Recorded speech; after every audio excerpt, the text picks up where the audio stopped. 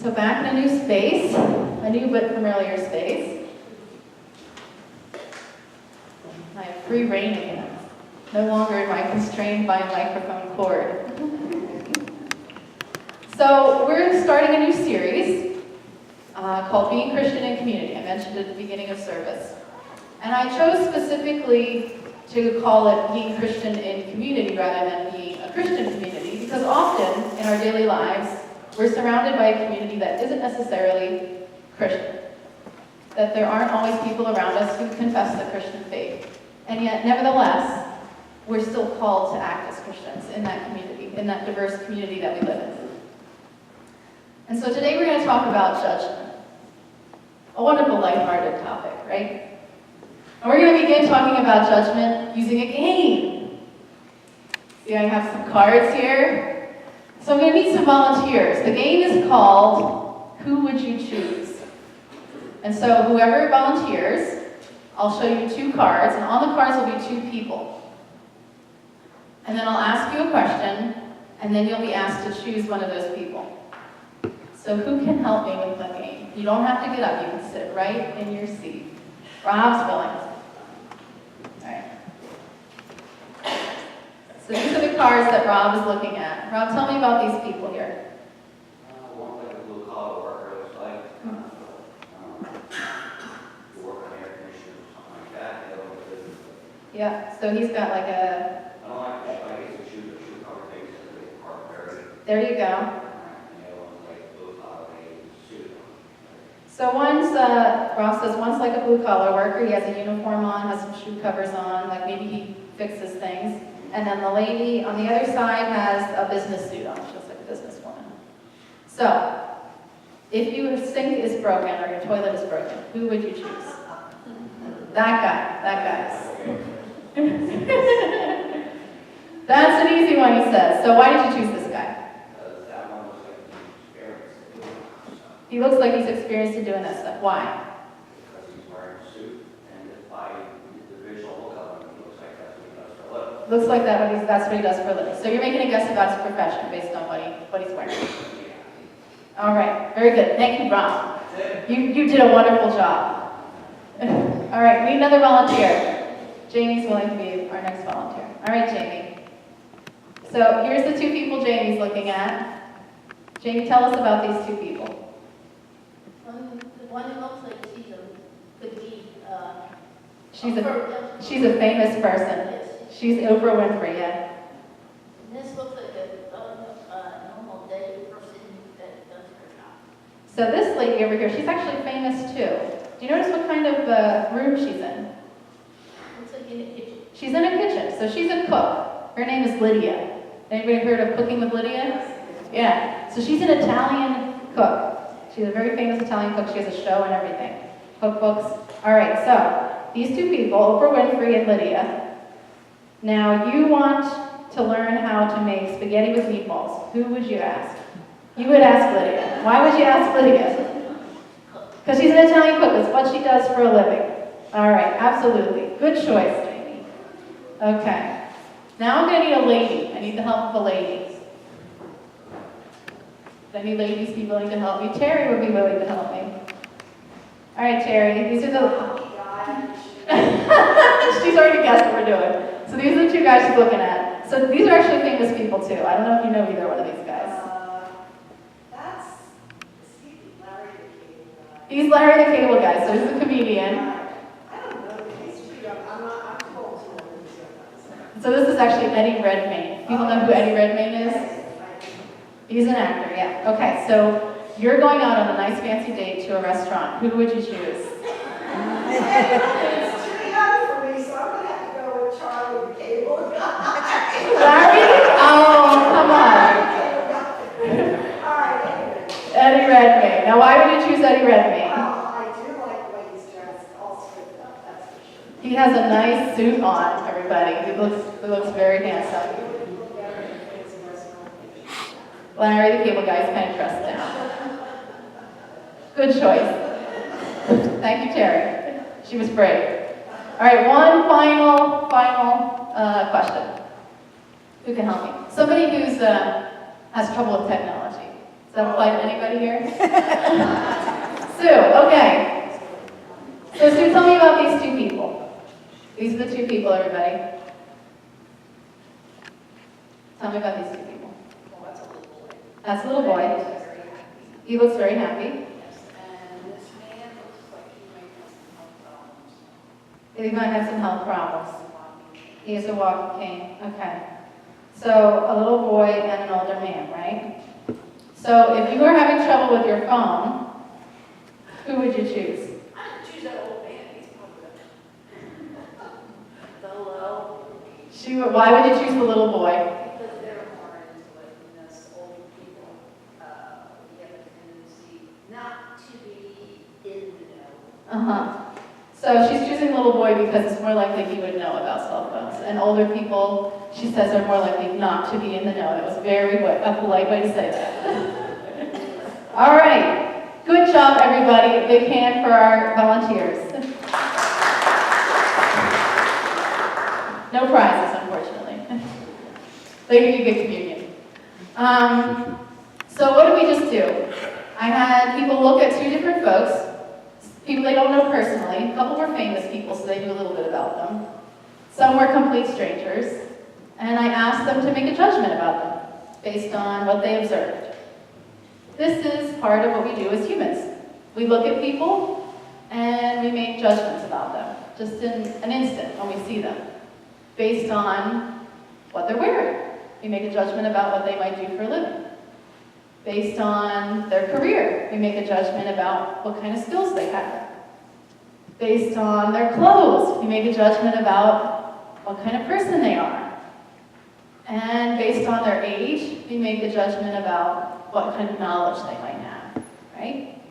They're all different things that we use to judge people. What are some other things that we use to judge people? Come on, this isn't too hard. How they do their work. How they do their work, so the way they behave. I like that Lisa's song, We All Believe the Same. If anybody knows that one, it doesn't matter what color your skin is, it doesn't matter what your clothes look like, it doesn't matter what. So you're jumping ahead. We all believe the same. We all believe the same, she says. But you mentioned a couple of things, clothes and how you look, your skin color. Why else might we judge people? We make judge by something that happened to us in our history. Absolutely, that's right. We made it mob. Mm-hmm. We make it also on TV. So we see things on TV, History, your own history of what our experiences, the way that we were brought up, all of this kind of colors how we might judge people. parents do. Your parents and what their experiences are and what their beliefs are, absolutely. So this is part of human nature. It's part of human instinct, actually, to be able to look at something and make a judgment about it. It's a way to keep ourselves safe. That's what it comes from. And yet, we know that when we do this, when we judge people in this way, when we look at what they look like, or we observe how they act, or we know something about their job, or their finances, and we make a judgment, we know that that's only capturing a narrow part of who that person is, right? And sometimes it can lead into mistakes, right? So for all we know, Oprah Winfrey might have a really great spaghetti and meatballs recipe. But we made an assumption, right? And for all we know, that old guy with the cane having the health troubles, maybe he knows lots of stuff about cell phones. It's possible, right? But we made an assumption. I'm sure this has happened to you. I know it happens to me frequently. For example, when I'm in a conversation with somebody that I've just met, and the conversation comes around to what I do for a living. Now, I'll give you a little secret. Pastors often lie about what they're doing for a living. Because then people want to have a conversation about religion. So if you don't want to have a conversation about religion, you say that you're something different than a pastor. In human services. But I usually say the truth. I usually say that I'm a pastor. And people usually are surprised. Why do you think they're surprised? You got it too. Because I'm a woman and because I'm young. Yeah. In fact, people say, are you old enough to be a pastor? That's the most common comment I get. assumption, right? Based on what they observed. They weren't trying to be mean. They were just observing that I was young and I was a woman. And in their mind, a pastor is somebody who's older, full of wisdom, I'm sure. And often pastors historically have been men. How have you been judged? I'm sure people here have been judged in ways. Does anybody have a way that they've been judged often that they'd like to share? People mistake something about who they are. Alicia? Because you went to art school, people assume you're not very smart. That's sad. Anybody else? Jack? Before I had such an anger problem, Mm-hmm. and they went by that there, they didn't see how I changed. Right. Absolutely. So for a while in your life, you acted a certain way, and now you've changed, but people assume that you're going to act the way that you used to act. Yeah, absolutely. That's the trouble that a lot of people have who have changed the way that their behavior. Mm-hmm. Jamie? When I started working for Tedesco, a lot of people would judge me thinking I didn't know how to do my job and run the dishwasher fast enough to get the job done. And now people are asking me to show them how to do the dishwashing so they can learn how to get better. So initially when people observed you, they thought you wouldn't be able to do your job. But now that they see you doing your job and you're so good at it, they ask you for help. That's great, Jamie. What's another way? Anybody else have a way that they've been judged that they can share? Charlie? You're grumpy! How would people get that idea? The serious look on your face? My husband has that same problem, Charlie. It's okay. It's okay. We know you have a big heart. I do anyway. I was judged last week at work. They told me that I didn't have a sense of humor. Didn't have a sense of humor. Because when I went into the office, I wanted to get all business stuff done. Mm. There's a lot of information I needed to get. And they kept cracking jokes around me. Like, can we focus here, people, please? So the context sometimes. It said me and the other woman that I went down to some about it for like 90 days, because she was cracking jokes about everything, and I was so serious. I'm like, I'm not a funny person. Right, so sometimes the context, people will judge you in a certain way. So Tasha was at work, and she wanted to get work done, and people assumed that because she wanted to get work done, she'd want to have a fun time, that she's not a funny person. But it was just the context of being at work. Tasha is a funny person. Anybody else that anybody's been judged that they'd like to share? So it happens, right? All the time. And guess what? We do it too. We judge people. Like I said, it's human nature. And we see that this happens in the earliest Christian communities, and even for Jesus in our readings today. So in the readings from James is writing to an early Christian community, and he's making an observation about how they're treating people when they come into worship. How are they treating people? They're making a key distinction between two different kinds of people. The rich and the poor. So how are they treating the poor people?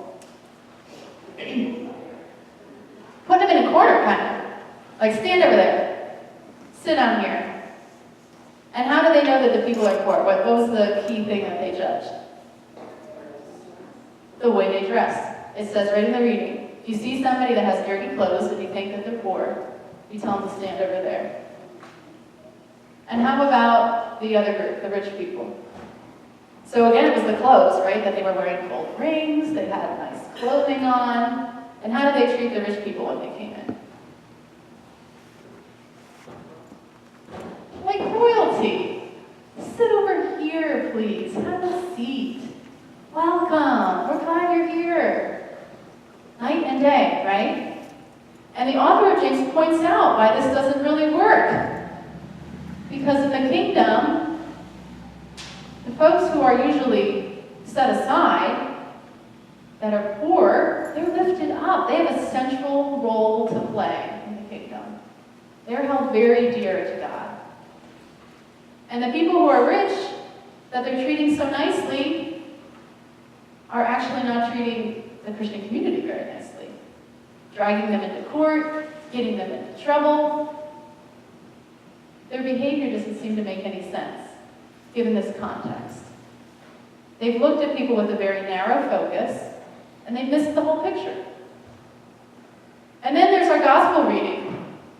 This is a very interesting story, folks. This story about Jesus and the Syrophoenician woman. So Jesus is out of town. He's trying to get a break. He's going where he thinks nobody's going to recognize him, and he's going to have a little break from people. And yet, what happens? He's recognized. Sorry, Jesus, you're too famous. And this woman, who's of Syrophoenician origin, comes up and asks him for help. And Jesus says something to her that we might not understand at first. He says that the food is only for the children, not for the dogs. Who are the children? The Israelites, the people of Israel, absolutely. So Jesus is Jewish, remember? And the people that he's come to serve, in his mind, are the Jewish people, God's people, people of Israel. And this woman, as a Gentile, she's not a member of that group. And so Jesus says to her, you know, my ministry is not for you, essentially. And then she comes, she's very clever, this woman, and she's desperate because her daughter's sick. And she comes back to Jesus and has kind of a rebuttal. What's her rebuttal? Do you remember? The dogs eat the scraps. Even the dogs get the scraps from under the table. And then Jesus changes his mind, doesn't he? He comes to realize that he's missed a larger part of the picture.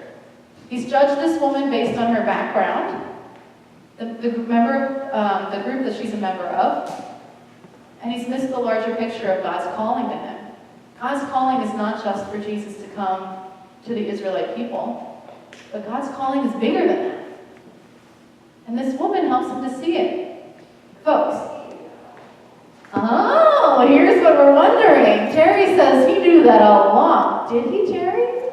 You think so? It's possible. We don't know in the reading. It doesn't say. To point it out to us. Let's think about that a little bit. Jesus is fully human, right? And he's fully God. What is a human trait that we were talking about at the very beginning? Judging people. Absolutely. So why couldn't Jesus, as fully human, make that mistake? That he judged somebody. It's part of being human. And folks, if Jesus does it, we're not sure. Some people aren't sure about this. We do it. In fact, we do it all the time. And here's the thing. When we judge people in this way, in this narrow way, we close ourselves off from being in relationship with them. Because we've made some kind of estimation about who they are or what they can do, and we're not open to finding out that they can do more than that, or that they are more than what we thought they were. This is the essence of being Christian, of realizing that God created us, each one of us, and that each one of us are precious and holy. If we really believe that, certainly know that we ourselves have been misjudged, then we need to realize that we are capable of misjudging others.